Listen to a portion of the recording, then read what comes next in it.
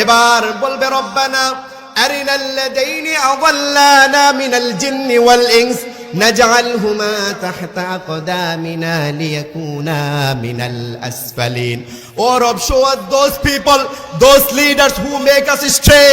ও আল্লাহ, ওই লোকদেরকে দেখিয়ে দেন যারা দুনিয়াতে আমাদেরকে টেন্ডারবাজ বানিয়েছে, চাঁদাবাজ বানিয়েছে, গুমকারী বানিয়েছে, হত্যাকারী বানিয়েছে, দর্শনকারী বানিয়েছে। আতিহিম দিফাইনি মিনাল আযাব ওয়া লাআনহুম লাআনান কাবীরা। ও আল্লাহ, তাদেরকে দেখিয়ে দেন, তাদের আযাব আজকে বাড়িয়ে দেন। নিজের জীবন দিয়ে আল্লাহর দ্বীন প্রতিষ্ঠা করার জন্য এসেছি, তাহলে অবশ্যই खसा खिसा कैसे होता है गुलिस्तान खाली खून बारंदाजे खून शुहादा खिलाली।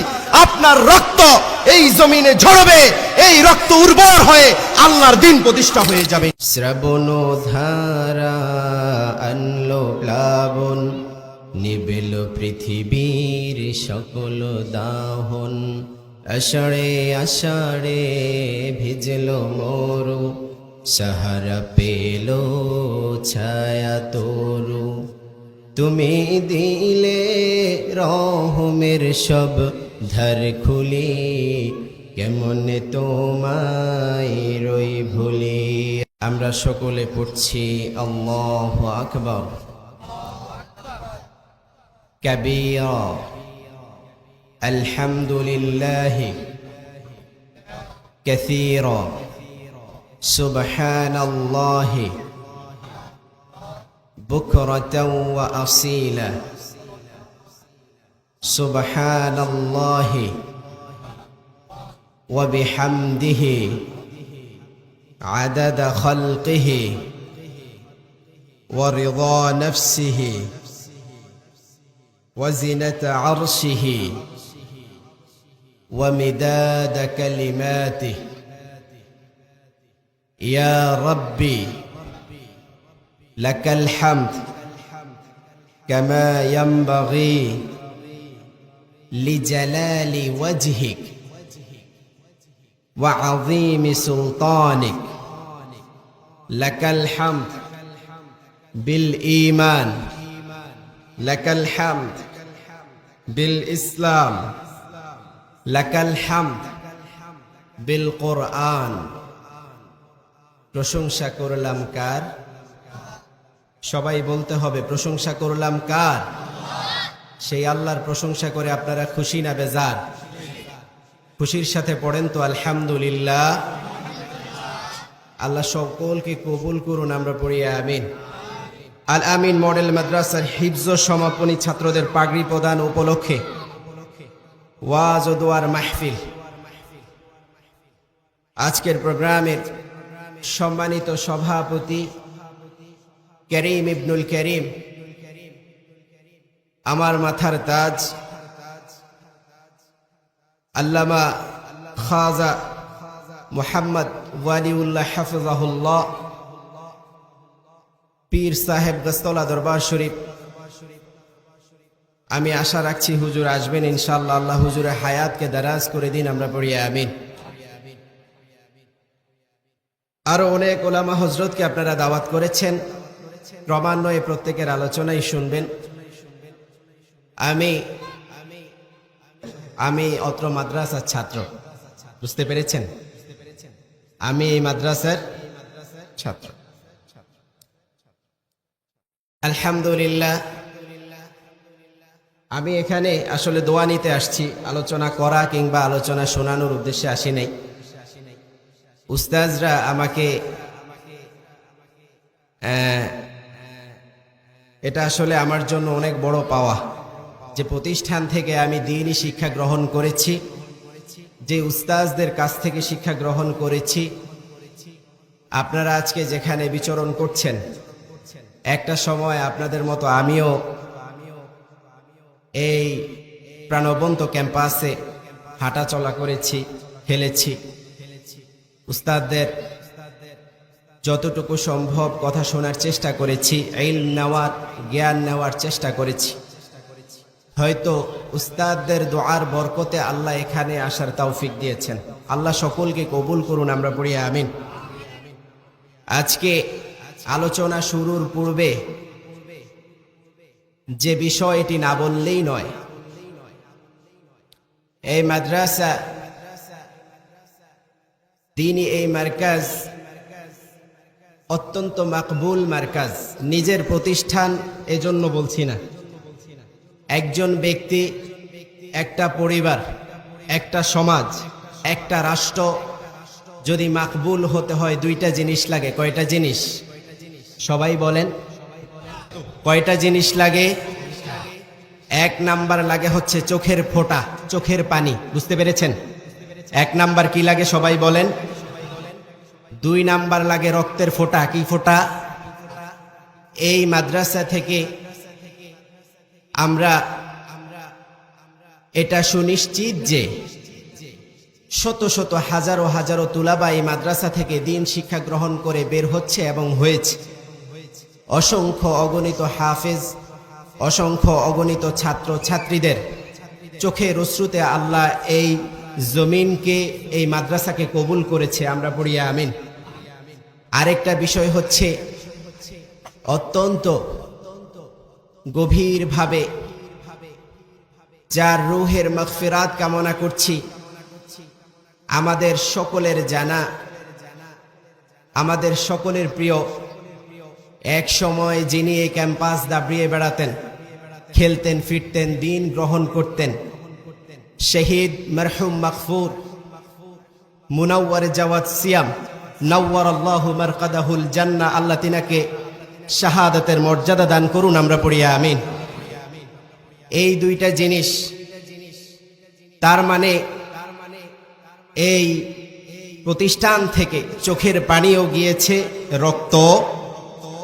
আজকের যে সুন্দর সুচালু সুশৃঙ্খল যে প্রোগ্রাম দেখতে পাচ্ছেন, আমি যদি ভুল না করি এই প্রোগ্রাম সাজাতে আমাদের প্রায় 6 থেকে 7 বছর লেগেছে। কয় বছর? কয় বছর লেগেছে? আপনারা হয়তোবা দেখতে পাচ্ছেন যে 2-1 দিন, 4 দিন, 1 সপ্তাহ কষ্ট করেই মনে হচ্ছে এত সুন্দর প্যান্ডেল করেছে। এটা তো হচ্ছে শারীরিক কষ্ট, কিন্তু এর পেছনে মেধা শ্রম দিতে 7 বছর লেগে গেছে। কয় বছর? 7 বছর লেগে গেছে। যেটা বলছিলাম, আল্লাহ এই প্রতিষ্ঠানকে কবুল করুন। আমরা পড়ি আমিন।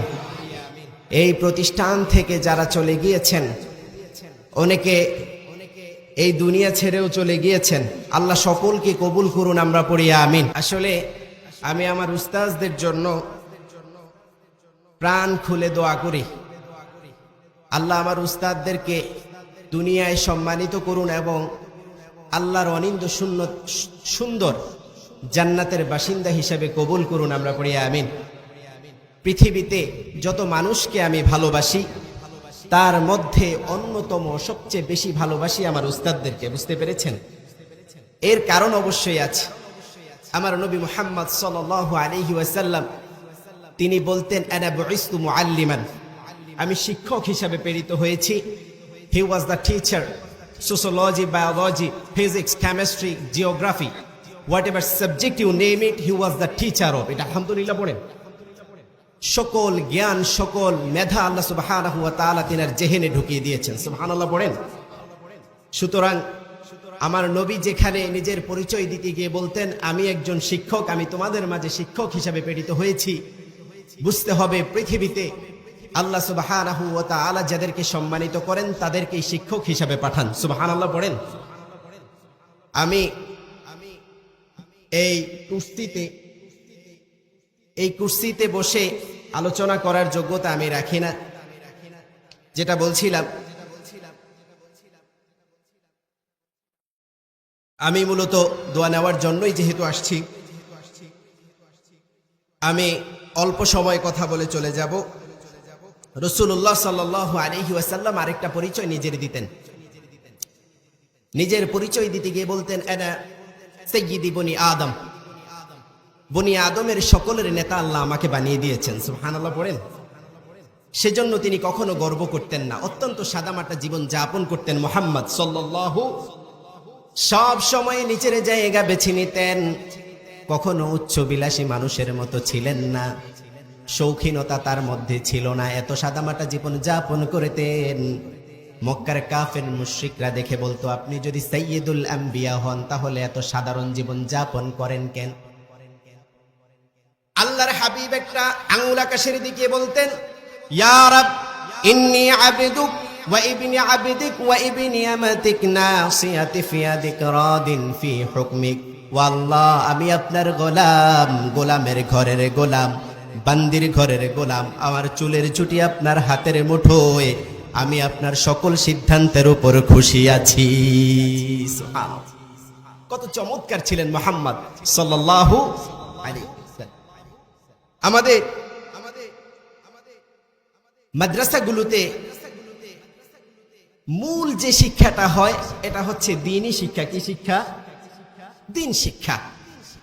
এখানে আপনি শিখবেন কিভাবে বড়দের শ্রদ্ধা করতে হয়, ছোটদের স্নেহ করতে হয়, কিভাবে বাবা মায়ের কি করতে হয়, সম্মান করতে হয়, খিদমত করতে হয়।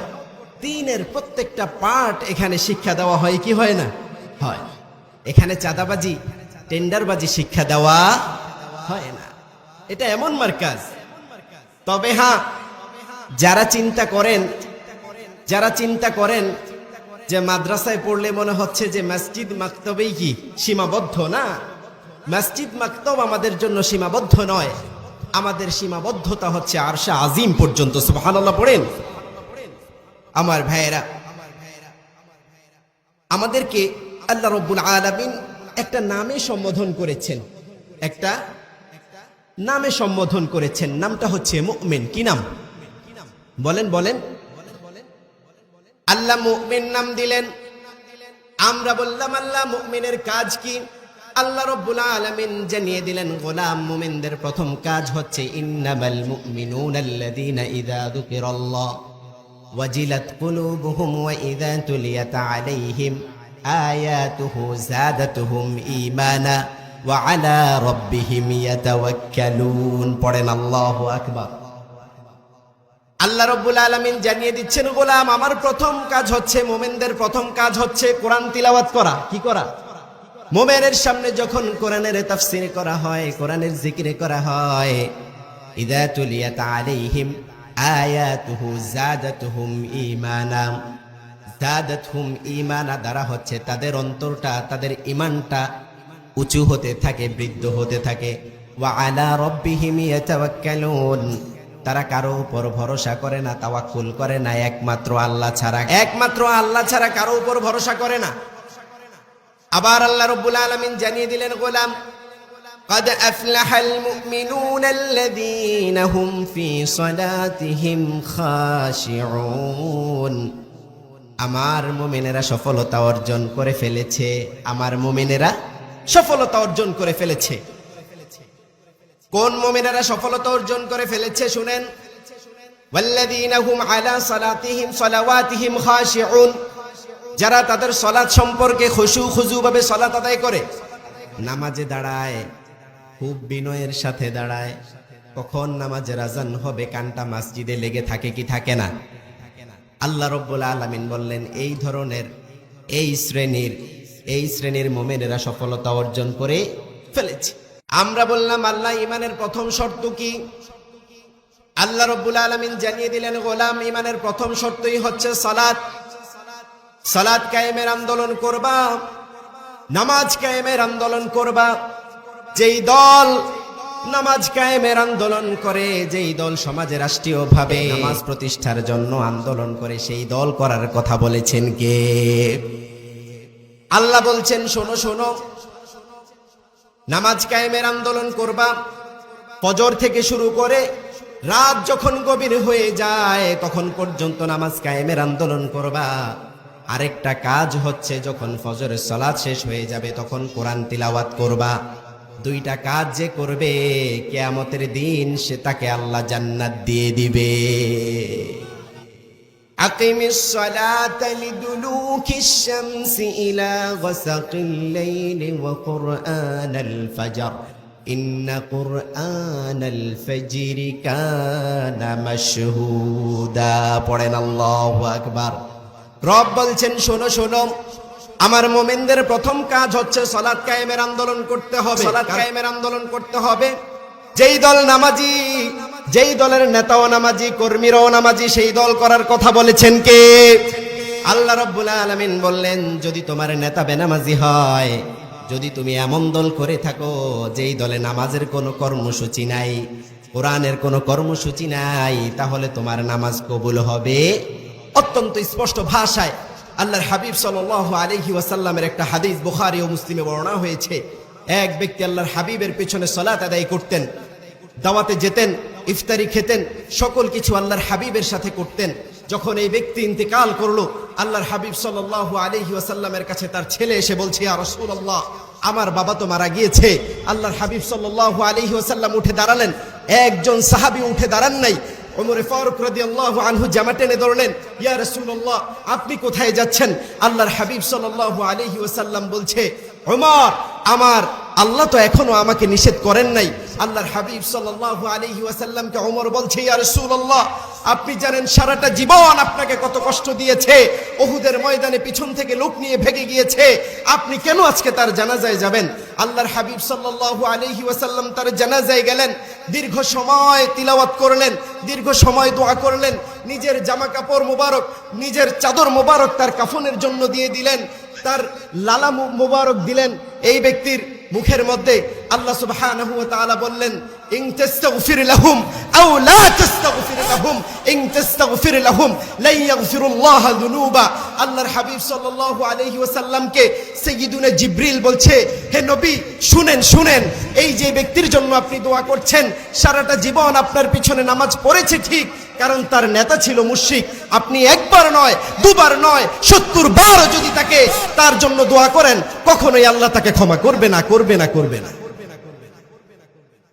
লোকটার নাম হচ্ছে আব্দুল্লাহ ইবনে উবাই। নাম শুনেছেন কি শুনেন নাই? আব্দুল্লাহ ইবনে উবাই ইবনে সুলুল মুনাফিকদের মধ্যে শ্রেষ্ঠ মুনাফিক ছিলেন। সারাটা জীবন ইসলামী আন্দোলনের বিরোধিতা করেছে। আজকের সমাজেও এই ধরনের লোক আছে না নাই? এই ধরনের লোক আছে না নাই? কিয়ামতের দিন আল্লাহ একজন একজন করে ডাকবেন না, প্রত্যেকে ইয়াউমা নাদউ কুল্লু উনাসিম বিইমামিহিম, প্রত্যেককে তার নেতা সহ ডাকবেন। কোন নেতার পেছনে নামাজ পড়েছো, কোন নেতার দল করেছো, কোন নেতার স্লোগান দিয়েছো, আসো। এবার নেতারাও আসবে, কর্মীরাও আসবে, নেতারাও আসবে, কর্মীরাও আসবে। এই যে এমন নেতা আসবে, জীবন ভর দেখা গিয়েছে সারাটা জীবনে একবারও পশ্চিম দিকে ফিরে আসারও খায় নাই। এমন নেতা আছে না নাই? আছে না নাই? নেতারাও আসবে, কর্মীরাও আসবে। নেতার দিকে কর্মী তাকিয়ে থাকবে, কর্মীর দিকে এবার নেতাও তাকিয়ে আছে। যখন নেতাকে দেখবে, কর্মীরা বলবে, আহারে, এমন নেতার পিছনে চড়েছি, এমন নেতার পিছনে স্লোগান দিয়েছি, সারাটা জীবন নামাজ পড়ার কোনো সুযোগ পাই নাই। এবার বলবে, রব্বানা ইন্না আতা'না সাদাতানা ওয়া কুবারা'না ফাআদাল্লুনা। ওয়াল্লাহ, ওই নেতাদেরকে দেখিয়ে দেন যারা আমাদেরকে পথভ্রষ্ট করেছে, এমন দিকে নিয়েছে, কোরআনের কথা বলে নাই, হাদিসের কথা বলে নাই, কোন মুমিন ব্যক্তির উপমা দেয় নাই, সাহাবায়ে কেরামের উপমা দেয় নাই, ইসলামী আন্দোলনের কথা বলে নাই, তাফসীর মাহফিলের কথা বলে নাই। এমন নেতাদেরকে দেখিয়ে দেন।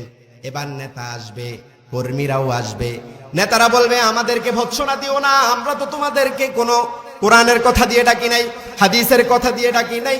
দাওয়াতুকুম ফাস্তাজাবতুম লি, শুধুমাত্র বলেছি আসো। ভাইরা আমার, বলেছি চলে এসেছো, বিরিয়ানির লোভে চলে এসেছো, সিঙ্গারার লোভে চলে এসেছো।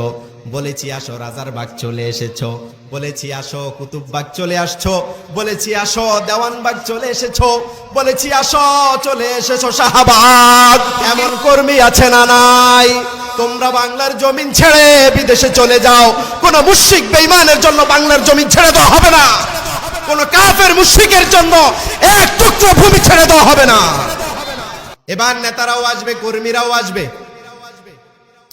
কর্মীরাও আসবে, নেতারাও আসবে। একজন আরেকজনকে শুধু অপবাদ দিতে থাকবে, আমরা তো তোমাদেরকে ডাকি নাই, আমরা তো তোমাদেরকে ভালো কোনো কথা দিয়ে ডাকি নাই, কেন আমাদের দিকে আসছিলা? সামান্য সিঙ্গারার জন্য চলে এসেছো, সামান্য বিরিয়ানির জন্য চলে এসেছো, এমন আছে না নাই? এবার বলবে, রব্বানা আরিনাল্লাযীনা আযাল্লানা মিনাল জিন্নি ওয়াল ইনস نجعلهما تحت أقدامنا ليكونا من الأسفلين. Oh Rabb, show us those people, those leaders who make us stray. ও আল্লাহ, ওই লোকদেরকে দেখিয়ে দেন যারা দুনিয়াতে আমাদেরকে টেন্ডারবাজ বানিয়েছে, চাঁদাবাজ বানিয়েছে, গুমকারী বানিয়েছে, হত্যাকারী বানিয়েছে, দর্শনকারী বানিয়েছে, দর্শক বানিয়েছে, এবং রাতের আধারে অসংখ্য অগণিত মায়ের বুক খালি করে দিয়েছি যাদের কথায়, যারা আমাদেরকে কোরআনের পথে আসতে দেয় নাই, হেলমেট বাহিনী বানিয়েছে, গুন্ডা বাহিনী বানিয়েছে, তাদেরকে আজকে দেখিয়ে দেন। আতিহিম দিফাইনি মিনাল আযাব ওয়া লাআনহুম লাআনান কাবীরা। ও আল্লাহ, তাদেরকে দেখিয়ে দেন, তাদের আযাব আজকে বাড়িয়ে দেন। নাউজুবিল্লাহ পড়েন। তাদের আযাব আজকে বাড়িয়ে দেন।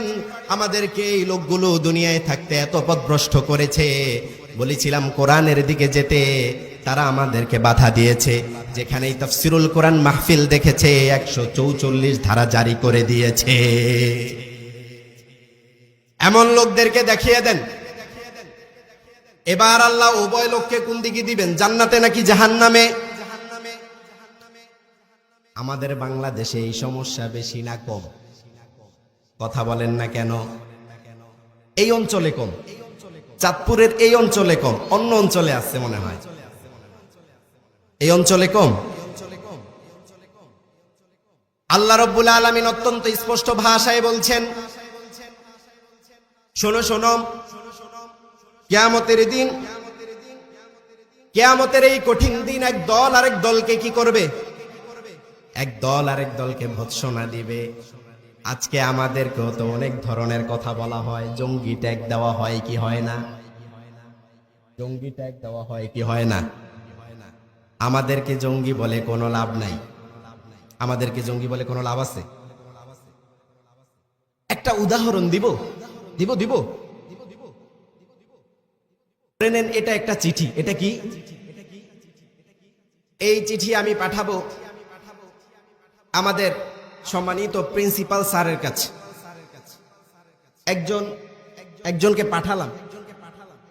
চিঠিতে যা লেখা আছে তো আছে। যে ব্যক্তিকে দিয়ে পাঠালাম, প্রিন্সিপাল স্যার যদি চিঠিটা দেখে তার পছন্দ না হয়, যিনি বার্তাবাহক তিনাকে কি মারতে পারবে? কোনো অপবাদ দিতে পারে, শাস্তি দিতে পারে।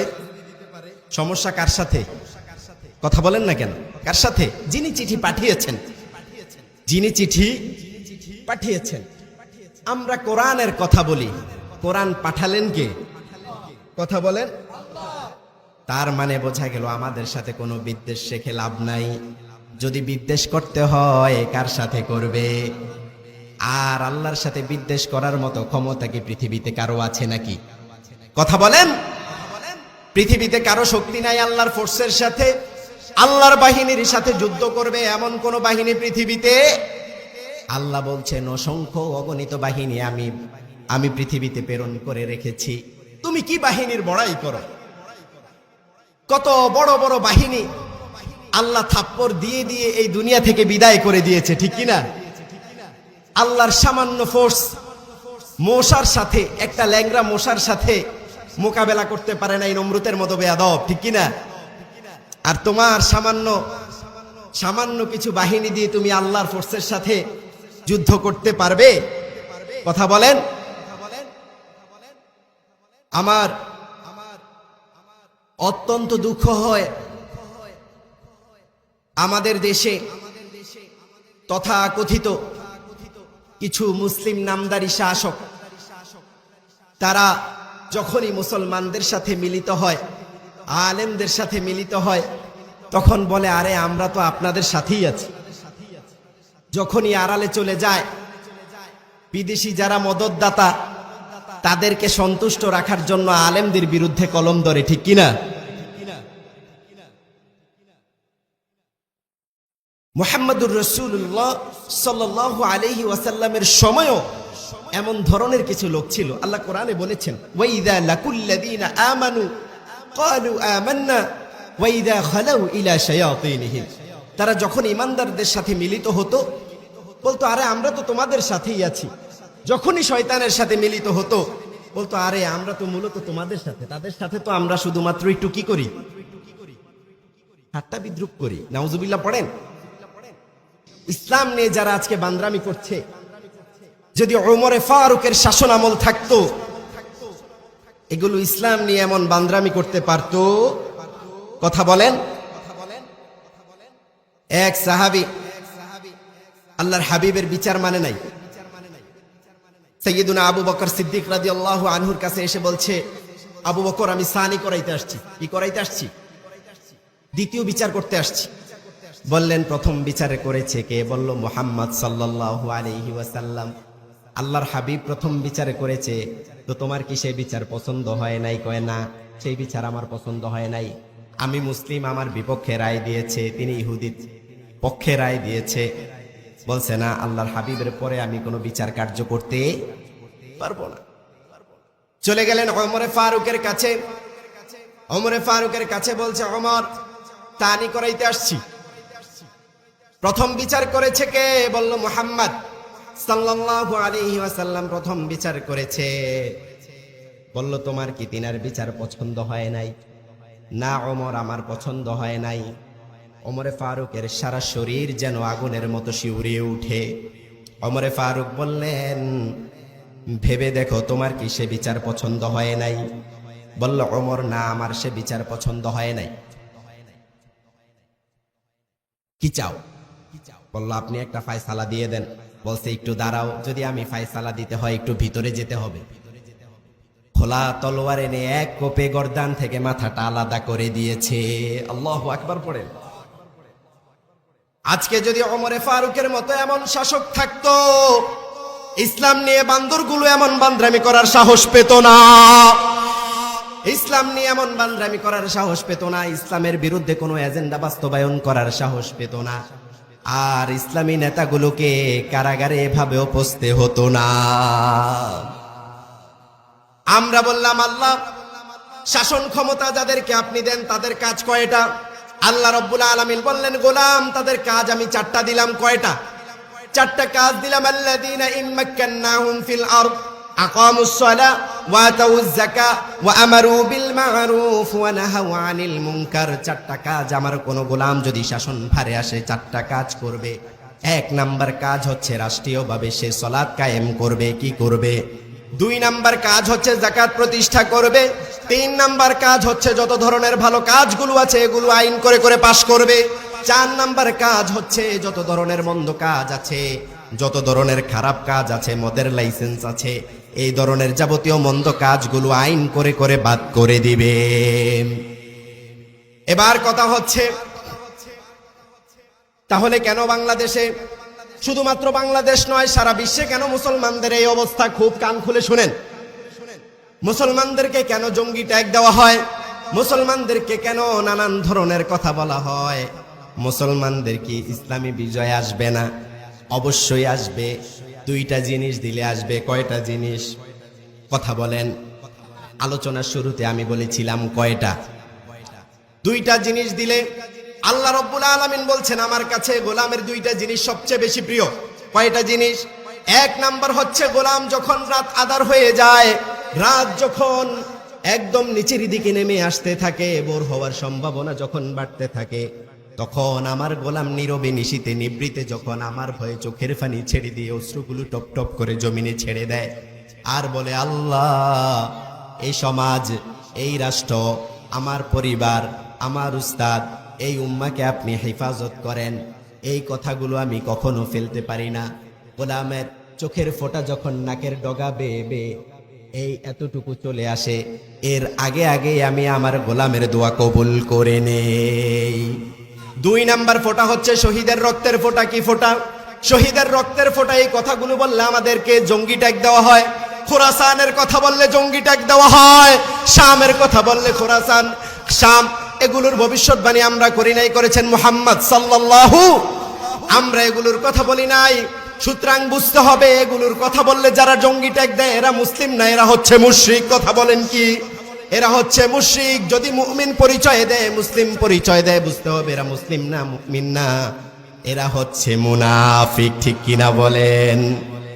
সুতরাং বুঝতে হবে এদের কথা।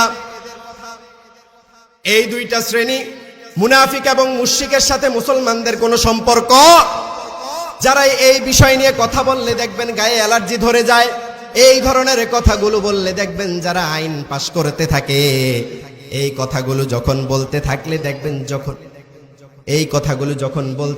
যখন দেখবেন মানুষগুলো শুধুমাত্র বিভিন্ন ধরনের মামলা দিতে থাকে, গোপনে রাতের আধারে গোল টেবিলের বৈঠক করে মৃত্যুদণ্ড কার্যকর করার একটা ব্যবস্থা করতে থাকে, বুঝতে হবে এরা মুসলিম শাসক নয়, এরা হচ্ছে মুনাফিক শাসক। ঠিক কিনা বলেন? আমাদেরকে সতর্ক থাকতে হবে। কি থাকতে হবে?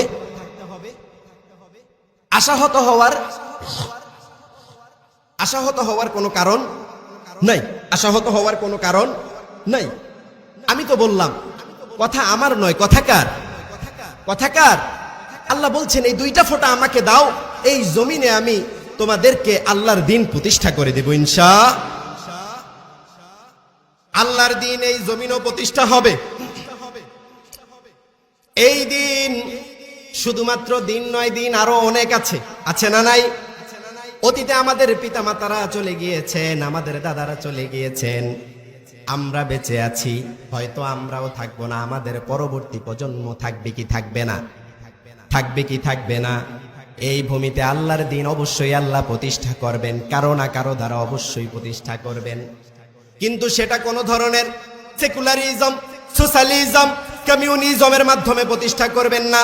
খিলাফত আলা মিনহাজিন নবুওয়াতের আদলে শারঈয়া ইসলামিয়া বাংলাদেশে অবশ্যই প্রতিষ্ঠা হবে। আমার ভাইয়েরা, দুইটা জিনিস দিতে হবে। কয়টা জিনিস? এক হচ্ছে রাতের আধারে আল্লাহর কাছে পানি ছাড়তে হবে, আল্লাহ এই সমাজকে আপনি বাঁচান, এই রাষ্ট্রকে আপনি বাঁচান। 2 নাম্বার কাজ হচ্ছে আল্লাহ রব্বুল আলামিনের কাছে আমরা যেই জিনিস বিক্রি করে দিয়েছি সেই জিনিসটা তার কাছে হস্তান্তর করতে হবে। কোন জিনিস দিয়েছি? দেখেন, আমাদেরকে আজকে মৃত্যুর ভয় দেখানো হয়, মামলার ভয় দেখানো হয়, হামলার ভয় দেখানো হয়, গুমের ভয় দেখানো হয়, খুনের ভয় দেখানো হয়। আমরা এসবে কোনো পরোয়া করি না, কারণ আমার রব বলছেন ইন্নাল্লাহা ইশতারা মিনাল মুমিনিনা আনফুসাহুম ওয়া আমওয়ালাহুম বিআন্না লাহুমুল জান্নাহ ইউকাতিলুনা ফি সাবিলিল্লাহ ফায়াকতুলুনা ওয়া ইউকতালুন। শোনো গোলাম, শোনো, তোমাদের কাছ থেকে আমি একটা জিনিস কিনে নিয়েছি, দুইটা জিনিস কিনে নিয়েছি। দুইটা জিনিস হচ্ছে ইন্নাল্লাহা ইশতারা, তিনি ক্রয় করে নিয়েছেন, মিনাল মুমিনিন, মুমিনদের কাছ থেকে, আনফুসাহুম, তার রূহ ক্রয় করে নিয়েছেন, ওয়া আমওয়ালাহুম, তাদের মাল ক্রয় করে নিয়েছেন, বিআন্না লাহুমুল জান্নাহ। আল্লাহ রাব্বুল আলামিন বলছেন, গোলাম এই দুইটা জিনিস যখনই দিবা আমি আল্লাহ আমার সুন্দর জান্নাত তোমাদেরকে দিয়ে দিব। দুইটা জিনিস দিবেন। কয়টা জিনিস? এই দুইটা জিনিস যখন দিবেন তখন আমার রব বলছেন আমি ওয়াদা করেছি এই দুইটা জিনিস যখনই আমার গোলাম, কোন গোলাম আমাকে দিয়ে দিবে, এই দুই জিনিসের বিনিময়ে আমি তাকে জান্নাত দিয়ে দিব। এই জান্নাতটা এমনি দিবেন না। আল্লাহ এখানে ক্রয়ের কথা বললেন।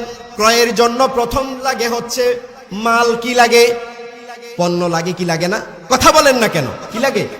লাগে পণ্য, লাগে মূল্য, লাগে বাজার, লাগে কি লাগে না? এবার বাজার কোথায় জানতে হবে কি হবে না?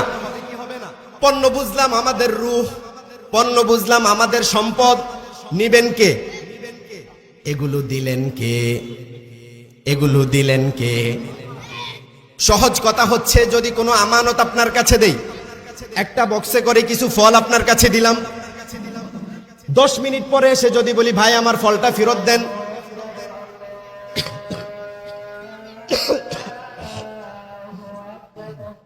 এটা বলছিলাম, সেটা হচ্ছে দুইটা জিনিস দিতে হবে। কয়টা জিনিস? দুইটা জিনিস। এই দুইটা জিনিস আমাদেরকে দিলেন কে? কথা বলেন, কে দিলেন? যদি সেটা আল্লাহর কাছে আমরা ফিরিয়ে দেই আমাদের কি মায়া হবে? একটু আগে যেটা বলছিলাম, এই ফলের ঝুড়ি আপনার কাছে দিলাম, 10 মিনিট পরে আবার আপনার কাছ থেকে ফিরিয়ে নিব, আপনার কষ্ট হবে? কথা বলেন না কেন? লক্ষাধিক টাকা আপনার কাছে জমা রাখলাম, 10 দিন পরে এসে বললাম যে কি করেন, ফিরিয়ে দেন। যদি ফিরিয়ে দেয় তার মানে বুঝতে হবে লোকটা আমানতদার, ভালো। আর যদি না দেয়, যে টাকাও নাই বন্ধুও নাই, বুঝতে হবে এটা কি? কথা বলেন, বাটপার। এটা কি? বাটপার। এখন সহজ কথায় আল্লাহর কাছে প্রিয় ব্যক্তিকে সেটা বুঝবো আমরা এই আমানতদারিতায়। যদি আমি আমার মন মানসিকতা এমন ভাবেই সেট করতে পারি যে আমার রব আমার কাছে যেটা দিয়েছেন, আমার রব আমাকে সম্পদ দিয়েছেন, এই সম্পদ আমার জন্য নয়, সম্পদ কার জন্য? আমার রব আমাকে রূহ দিয়েছেন, এই রূহ আমার জন্য না, রূহ কার জন্য? আল্লাহর জন্য। কিন্তু দিতে হবে কোথায়? বিছানায় বসে বসে না, মসজিদে বসে কোষে কোষে জিকির করার মাধ্যমে না, দিতে হবে কোথায়? আল্লাহ আয়াতের শেষ অংশে বলছেন ইউকাতিলুনা ফি সাবিলিল্লাহ ফায়াকতুলুন ওয়া ইউকতালুন। বুঝতে হবে, বুঝে নেন, ভালো করে বুঝে নেন। আল্লাহ কি বললেন? যদি আমাকে জান এবং মাল দাও, সেটা দিতে হবে। মালটা জান দিতে হবে কোথায়? ওই যে বাজার, বাজার কোথায়? এই জিনিসটা কি একটু বুঝে নেন। ইউকাতিলুনা, কি করব? মারবো। ফায়াকতুলুন ফি সাবিলিল্লাহ, কার জন্য? কার জন্য কথা বলেন? আল্লাহর জন্য। ফায়াকতুলুন ওয়া ইউকতালুন, মরবো এবং মারবো কার জন্য? আল্লাহর জন্য। তার মানে মুসলমানরা শুধু মার খাওয়ার জন্যই আসে? কথা বলেন, শুধুমাত্র মুসলিমরা মার খাওয়ার জন্যই আসে না। তার মানে মুসলিমরা কি করতে হবে? মারতেও। রাগ করলেন আপনারা? মার খাওয়ার জন্য আসছি আমরা? আমরা মার খাওয়ার জন্য আসি নাই। আমরা এসেছি এই জমিনে আল্লাহর দ্বীন প্রতিষ্ঠা করার জন্য। আমাদের জন্ম এমনি এমনি হয় নাই। ইটস মাই লাস্ট ওয়ার্ড, সর্বশেষ কথা বলে যাচ্ছি। আমার আলোচ্য বিষয়ের আরেকটি পার্ট রয়েছিল, সেটা স্কিপ করে গেলাম। আমরা মুসলিমরা কারা? মুসলিমরা মার খাওয়ার জন্য জন্ম করেছেন না। যদি বলেন যে আপনি মার খাওয়ার জন্য জন্ম নিয়েছেন, তাহলে আপনার জীবনটা মার খেতে খেতেই যাবে। আর যদি আপনি বলেন যে না, আমি মার খাওয়ার জন্য পৃথিবীতে আসি নাই, আমি মারার জন্য এসেছি, নিজের জীবন দিয়ে আল্লাহর দ্বীন প্রতিষ্ঠা করার জন্য এসেছি, তাহলে অবশ্যই খসা খিসা কেসে হোতা হে গুলিস্তান খালি, খুন বারান্দাজে খুন সুহাদা খিলালি। আপনার রক্ত এই জমিনে ঝরবে, এই রক্ত উর্বর হয়ে আল্লাহর দ্বীন প্রতিষ্ঠা হয়ে যাবে ইনশাআল্লাহ। এমনি এমনি প্রতিষ্ঠা করে দিবেন না। আপনি জিকির করবেন মসজিদে বসে বসে কোষে কোষে, আল্লাহর দ্বীন এমনি প্রতিষ্ঠা হবে না। সাইয়্যিদুনা আদম থেকে শুরু করে মুহাম্মদ সাল্লাল্লাহু আলাইহি ওয়াসাল্লাম পর্যন্ত যত আম্বিয়া আলাইহিমুস সালাম এসেছেন, আসলিম তাসলাম, ইসলাম গ্রহণ করো, ইসলামের ছায়াতলে আসো, তাহলেই শান্তি পাবে, নিরাপত্তা পাবে। আর যদি ইসলামের ছায়াতলে না আসো, তোমাদের নিরাপত্তা নাই, নিরাপত্তা নাই। এই দুনিয়া, এই ভূমি, এই জমিন তোমাদের জন্য না। আমার ভাইয়েরা, মনোযোগ দিয়ে বুঝতে হবে। আপনার জীবন যে রুটিনে চলছে, আপনার এই রুটিন চেঞ্জ করতে হবে। আপনি ভাবছেন প্রতিদিন ফজরে পরে আমি সালাত আদায় করে সামান্য তিলাওয়াত করে তারপরে আবার দুপুর হলে খাওয়া দাওয়া করব, বিকেল হলে খেলতে চলে যাব, গেমিং, ইউটিউব, ফেসবুক এসব নিয়ে পড়ে থাকবো। যুবকরা আজকে তার ভিশন মিশন ভুলে যাচ্ছে। আল্লাহ আমাদেরকে কেন পাঠালেন? কেন পাঠালেন জানেন আপনারা ঘটনা? কি বললেন? ওয়াইজ ক্বাল রাব্বুকা লিল মালাইকাতি ইন্নী জাইলুন ফিল আরদি খলিফা ক্বালু আতাজআলু ফিহা মান ইউফসিদু ফিল আরদি ওয়া ইয়াসফিকুদ দিমা। আল্লাহ বলছেন, মালাইকাদেরকে ডেকে বললেন, আমি জমিনে খলিফা কি করতে চাই? প্রেরণ করতে চাই। তাদের কাজ কি হবে? খাবে দাবি ফুর্তি করবে, দুনিয়ায় রং তামাশা করবে, এজন্য পাঠালেন। খলিফার কাজ কি? প্রতিনিধির কাজ কি? কথা বলেন না কেন? প্রতিনিধির কাজ হচ্ছে রবের পক্ষ থেকে যে প্রেসক্রিপশন দেওয়া হয়েছে, যে ভিশন দেওয়া হয়েছে, যে গোল আমাদেরকে দেওয়া হয়েছে, এটা এই জমিনে প্রতিষ্ঠা করা, ঠিক কিনা? সুতরাং বুঝতে হবে, যতই জঙ্গি ট্যাগ দাও, যতই রাষ্ট্রবিরোধী ট্যাগ দাও, আমি অনেকের সাথে এই ব্যাপার নিয়ে কথা বলেছি, আমরা রাষ্ট্রবিরোধী, শাসনভার আমাদের প্রয়োজন, কিন্তু আমরা এটা চাই এদেশের অসংখ্য অগণিত মুসলিমের রক্তে ঝরায় জমিন, ঠিক কিনা? সুতরাং আমরা কোনো কাফের মুশরিকের অধীনস্থ হয়ে থাকতে চাই না। আমরা চাই এই ভূমিতে কোরআনের শাসন। কি চাই? কথা বলেন না কেন? কি চাই? এই ভূমিতে কোরআনের শাসন চলবে, ইসলামের সাথে কোনো বান্দ্রামি চলবে না। আমি অনতি বিলম্বে আমি এই ধরনের প্রোগ্রামগুলো গুলোতে বিশেষ করে এটা কোনো বিনোদন কেন্দ্র নয়, এটা হচ্ছে মেসেজ দেওয়া, মেসেজ বাড়িতে নিয়ে যাওয়া এবং নিজের জীবনে অ্যাপ্লাই করার মাজলিস, ঠিক কিনা? এই প্রোগ্রামগুলো কি এমনি বিনোদনের জন্য তৈরি করা হয় বলেন? এখান থেকে সাধারণ উম্মা মেসেজ নিয়ে যাবে বাড়িতে, নিয়ে যেয়ে সেটা তার পরিবারে, ব্যক্তি জীবনে, সমাজ জীবনে, রাষ্ট্র জীবনে অ্যাপ্লাই করবে। ইনশাআল্লাহ কোরআনের এই রঙে আল্লাহ রব্বুল আলামিন পুরো ভুবনকে রঙিন করে দিবেন। সুবহানাল্লাহ পড়েন। আল্লাহ আমাদের সকলকে কবুল করুন, আমরা পড়ি আমিন। তবে ইনশাআল্লাহ আল্লাহ যেন আমাদেরকে সেই সময় পর্যন্ত হায়াত দারাজ করেন যতদিন আল্লাহর এই জমিনে কোরআনের রাজ কায়েম হবে ইনশাআল্লাহ।